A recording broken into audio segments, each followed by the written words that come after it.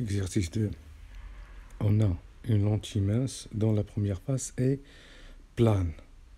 Ça veut dire que le rayon du premier dioptre, le rayon de courbure, est infini.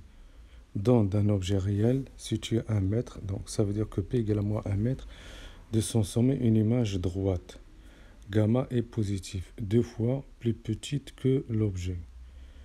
Ça veut dire que gamma donne une image droite 2 fois plus petite. Ça veut dire que gamma égale à 1 sur 2. L'indice de la lentille vaut n égale à 3,5. Première question, calculer la divergence de la lentille. Donc on sait que gamma égale à 1,5, P égale à moins 1 mètre objet réel. Automatiquement on a P' égale à gamma fois P. Du coup on a P' égale à moins 0,5 mètres. Position négative, ça veut dire que l'image est virtuelle.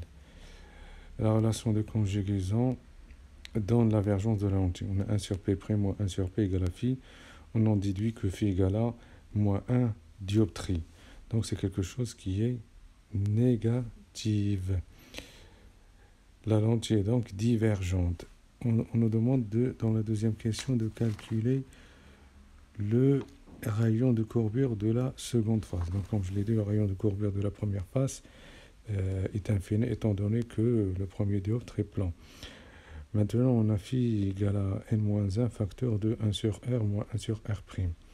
Donc 1 sur r qui est le rayon de la première face, r' le rayon de la deuxième face. Pour le rayon de la première face, on a 1 sur 1 tend vers 0. Donc tout calcul fait, on trouve que r' égale à 50 cm.